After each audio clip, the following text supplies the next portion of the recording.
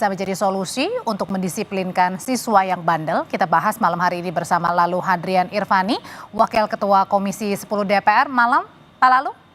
Selamat malam, Mbak Audrey. Ada juga Ubaid Matraji, Koordinator Nasional Jaringan Nasional Pemantau Pendidikan Indonesia atau JPPI. Malam, Mas Ubaid. Selamat malam, Mbak Audrey. Dan juga akan segera bergabung ada Al-Araf, peneliti imparsial. Dan Selamat malam, Mas Al-Araf. Ya, kami juga. Selamat malam, Mbak. Selamat malam. Boleh dinyalakan videonya, Mas.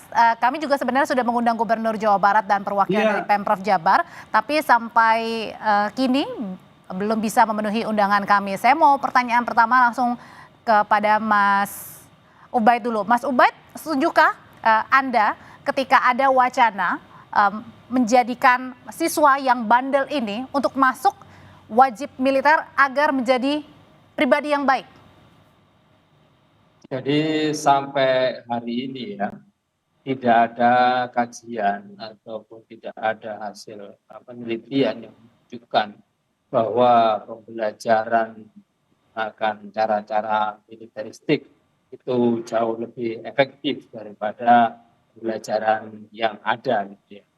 Jadi kami melihat justru ini langkah yang sangat instan, itu tiba-tiba tidak melalui diskusi dan juga kajian yang panjang. Kami mengkhawatirkan justru ini anak-anak menjadi kelinci percobaan gitu ya, yang seharusnya ini harus disikapi dengan serius. Karena kita tahu bahwa soal tawuran, soal geng motor yang melibatkan anak-anak, ini bukan kejadian hanya tahun ini, tapi ini masalah lama yang tentu harus dikaji secara mendalam, dikaji secara serius, sehingga strategi intervensinya tidak bisa menggunakan hanya satu pihak, kemudian secara instan, kemudian faktornya itu seakan-akan satu. Gitu ya. Jadi dalam artian bahwa Mas Ubaid ini menilai ketika anak-anak yang bandel kemudian diwajibkan untuk wajib militer, ini tidak menjamin juga anak ini akan menjadi baik begitu? Tidak menjamin, ya kan? Karena kita tahu kedisiplinan yang diterapkan dengan cara-cara pendidikan ala militer, dengan kedisiplinan yang diterapkan di sistem pendidikan sipil itu sangat jauh berbeda, gitu ya. Kalau menggunakan pendekatan militer itu adalah hanya kepatuhan murni ya terhadap takut terhadap sanksi, takut terhadap pimpinan. Jadi ketakutan terhadap sanksi gitu ya. Tapi penyadaran akan kedisiplinan dalam sistem pendidikan sipil itu berbeda. Yaitu gitu, kita menggunakan pendekatan disiplin positif gitu ya. Dan itu jauh sekali kita dalam disiplin positif tidak menggunakan sanksi-sanksi, tapi bagaimana membangun kesadaran anak-anak untuk mereka memahami apa. Berarti artinya adalah dikiranya ini rasanya wacana ini kurang tepat begitu ya. Saya mau tanyain ke Pak Lalu. Pak Lalu, menurut dari Anda sendiri dan teman-teman di DPR ini sama juga sepakat bahwa rasanya sih soal-soal wajib militer ini tidak tepat nih untuk mendisiplinkan anak. Ya, Mbak Audrey, jadi pertama niatan dari Kang Deddy Mulyadi ini sebenarnya bagus niatannya ya kan. Ya tentu kalau dibilang terlalu tergesa-gesa, ya saya juga mengatakan terlalu tergesa-gesa tanpa ada diskusi dengan melibatkan para pemangku pendidikan lah. Nah, oleh sebab itu kita juga perlu pertanyakan dan klasifikasi kategori nakal yang dimaksud oleh Kang Deddy Mulyadi itu seperti apa? Apakah siswa ini terjerat narkoba, siswa ini termasuk di dalam geng motor, siswa ini terjerat candu judi online? Nah ini kan harus ada penjelasan yang termasuk di dalam kata nakal tadi. Nah kemudian ketika siswa-siswi ini dikirim ke barak militer, kurikulum yang digunakan apa? Apakah di sana mereka hanya mendapat pelatihan fisik, pelatihan kedisiplinan dan sebagainya, atau mereka ini kan siswa yang harus belajar di sekolah, yang harus mendapat pelajaran ilmu pengetahuan sebagaimana layaknya siswa-siswi yang lain kan seperti itu. Ini juga harus dijelaskan oleh Kang Deddy Mulyadi. Kemudian jangan lupa bahwa koordinasi para pemangku pendidikan ini menjadi sangat penting. Apakah Pemprov Jabar sudah mengkoordinasikan dengan Kementerian Pendidikan Dasar dan Menengah? Walaupun misalnya pembinaan SMA itu berada di bawah pemerintah provinsi, dalam hal ini pemerintah Provinsi Jawa Barat. Tapi kan katanya ini sekarang mau mulainya bulan Mei juga nih, berarti kan artinya sudah dekat nih, ini kan sudah akhir April nih Pak Lalu. Ya, tentu kami menyarankan agar semua stakeholder pendidikan ini diajak diskusi seperti orang tua, kemudian guru, sekolah.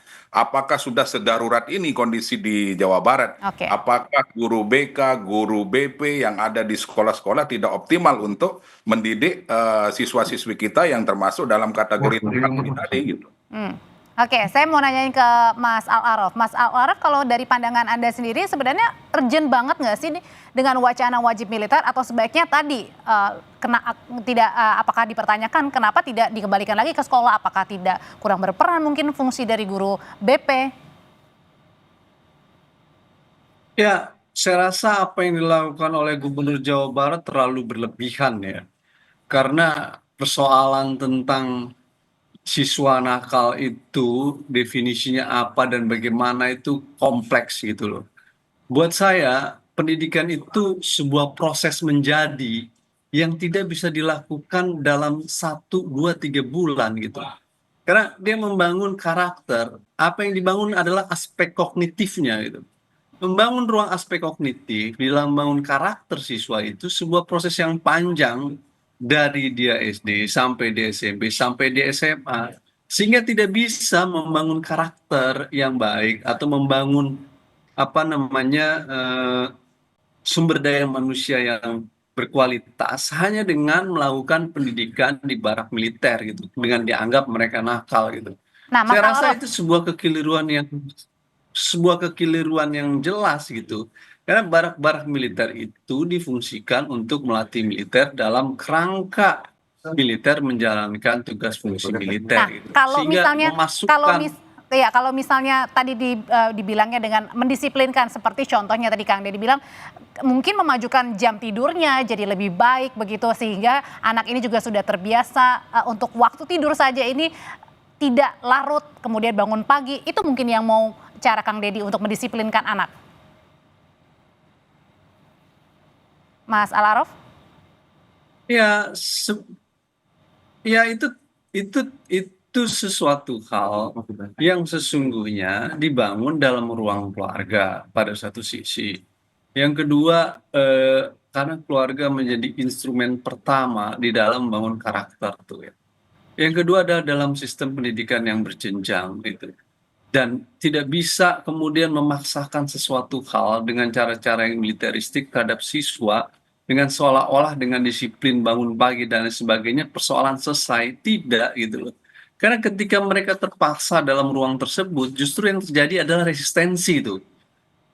Bukan kesukarelaan tuh, tapi kepaksaan. Ketika keterpaksaan itu terjadi, tentu akan timbul resistensi. Dan itu mungkin dalam jangka pendek bisa, seolah kemudian nanti setelah selesai dari situ mereka disiplin. Tetapi belum tentu juga, bisa jadi nanti kemudian justru mereka dendam karena dipaksakan untuk melakukan hal-hal yang mereka tidak inginkan. Karena tidak ada kesukarelaan, yang ada pemaksaan gitu. Banyak program-program pelatihan kayak begitu, seperti komponen cadangan dan lain sebagainya, yang kemudian terkesan dipaksakan, yang terjadi justru kontradiktif dengan agendanya. Saya khawatir kemudian mereka justru menjadi kontradiktif dan semakin melakukan perlawanan terhadap hal itu. Dia tidak menjawab. Gitu. Buat saya yang menjawab itu justru bagaimana memastikan ruang sistem pendidikan, membangun ruang aspek kognitif yang baik dengan membangun ruang-ruang pendidikan yang jauh lebih baik. Dan keluarga menjadi tumpuan penting di dalam hal itu, bukan dengan memaksakan cara-cara militeristik di barak militer. Oke, kembali lagi ke Pak Lalu. Pak Lalu, kalau misalnya nanti benar-benar jadi nih di bulan Mei, tadi Kang Deddy juga bilang kan misalnya bukan mengubah ya, atau artinya mengubah pola hidup, tapi kemudian juga dipastikan bahwa anak-anak ini tetap mendapatkan edukasi. Ini apakah sebaiknya seperti apa yang ya kalau dilihatnya? Apakah tetap harus wajib militer, kemudian juga siswanya kemudian nanti pada saat jam sekolah ya jam sekolah, atau gimana ini? Atau juga Pak Lalu sendiri masih bingung nih mekanismenya? Ya, karena tidak ada penjelasan yang detail terkait dengan kebijakan yang akan segera diumumkan oleh Kang Deddy ini, ya tentu kita masih meraba-raba juga kan seperti itu. Tapi di dalam Undang-Undang Nomor 8 Tahun 2022 tentang bela negara, di pasal 6 itu sudah jelas tercantum bahwa pendidikan bela negara itu, materi pendidikan bela negara itu sebenarnya sudah ada mulai berjenjang dari PAUD, kemudian TK, SD, SMP, SMA. Nah, seandainya Kang Deddy menggunakan hal itu sebagai salah satu acuan, ya tentu harus dijelaskan juga kepada masyarakat, harus dijelaskan juga kepada wali murid, harus dijelaskan juga kepada pihak sekolah, dan tentunya harus berkonsultasi dengan Kementerian Pendidikan Dasar dan Menengah. Tadi saya komunikasi dengan Pak Menteri Menteri Dikdasmen bahwa belum ada komunikasi antara Oke. pemerintah di Jawa Barat dengan Kementerian Pendidikan Artinya Dasar dan kalau Menengah. belum ada komunikasi seharusnya belum bisa dilaksanakan. Tidak juga karena memang kewenangan operasional SMA itu berada di pemerintah provinsi. Kenapa Oh, oke. komunikasi ini menjadi penting? Karena jangan sampai kebijakan ini menabrak kurikulum yang sudah ada. Contoh misalnya sekarang tidak mudah loh membayangkan ketika siswa-siswi yang tergolong nakal itu dimasukkan ke daerah, kemudian mereka mau ngapain? Lalu hanya sekedar membuat mereka tidur jam 8, bangun sebelum Pagi. subuh, ya. Di rumah juga bisa kan seperti itu.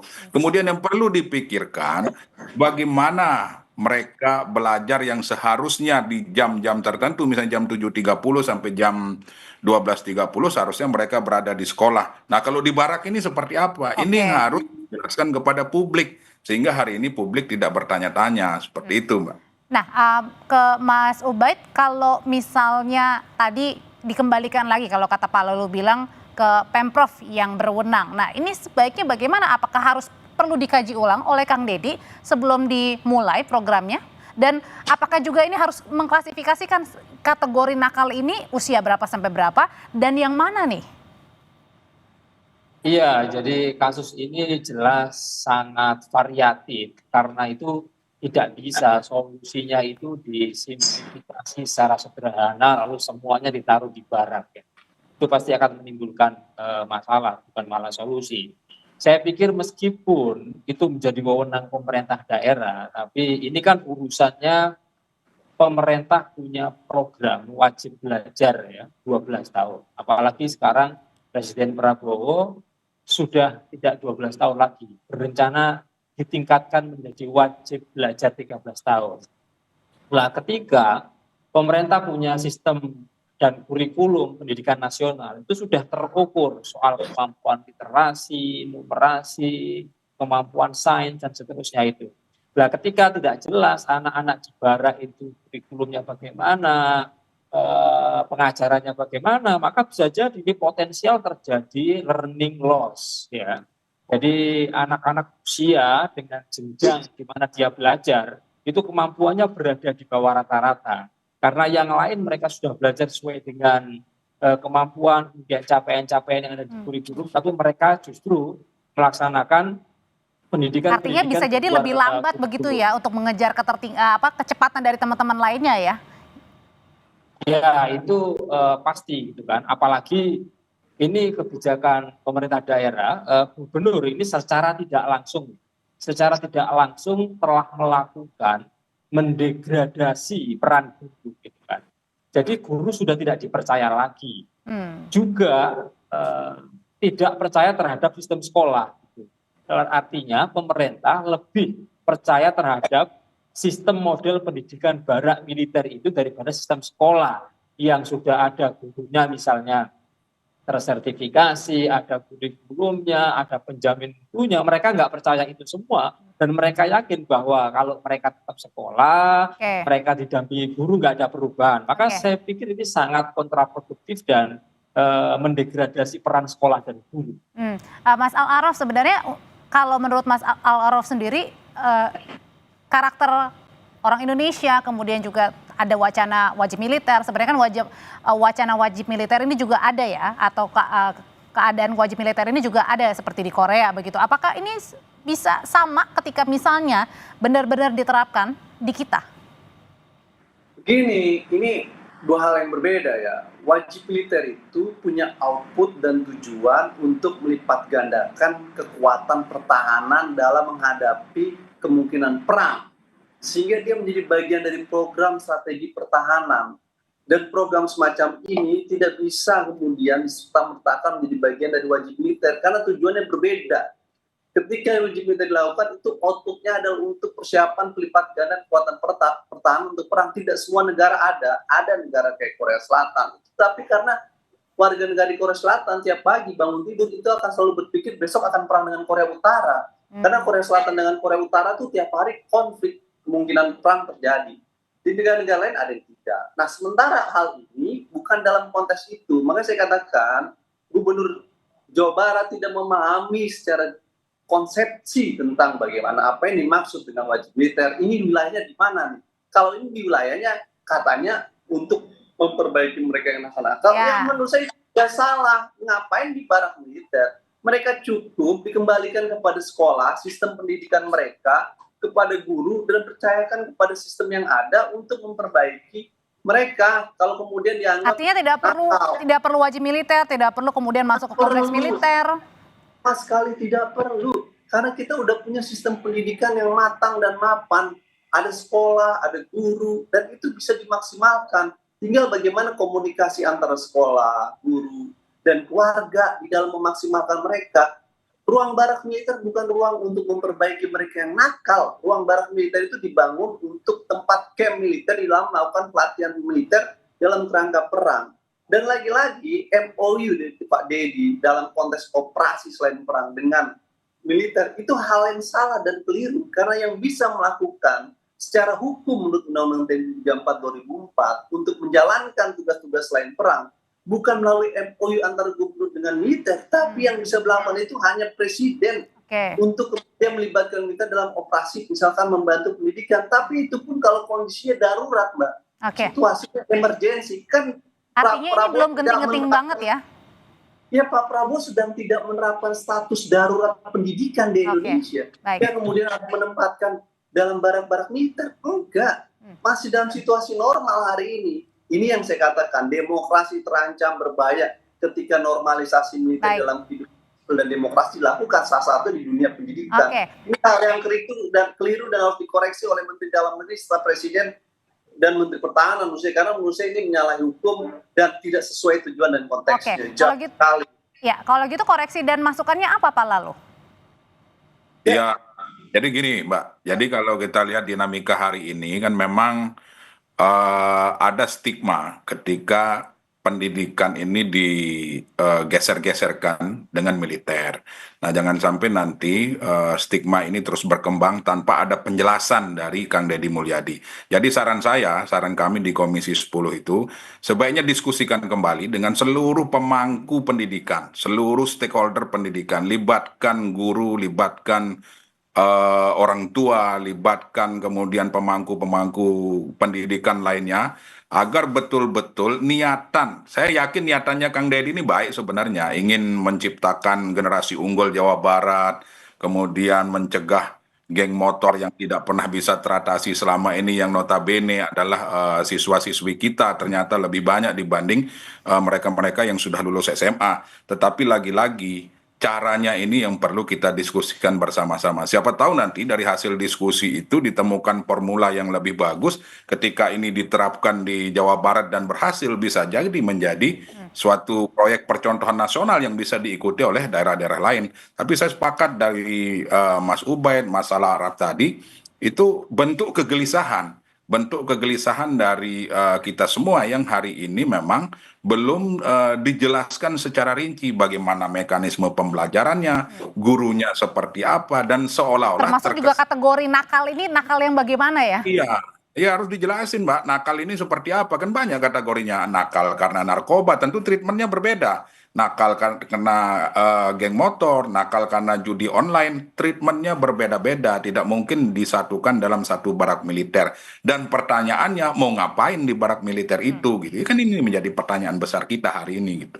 Jadi saran saya, koordinasi, konsultasikan dengan Kementerian Pendidikan Dasar dan Menengah, bila perlu rembuk bareng seluruh stakeholder pendidikan untuk merumuskan formula yang terbaik Kalau ternyata lebih bagus tidak di barak militer, ya gunakanlah yang lebih bagus itu dibanding memaksakan diri untuk ke barak militer. Seperti itu, Mbak. Pak Lalu terima kasih, Mas Ubay terima kasih, dan Mas Alaros terima kasih untuk pandangannya di Sapa Indonesia malam hari ini.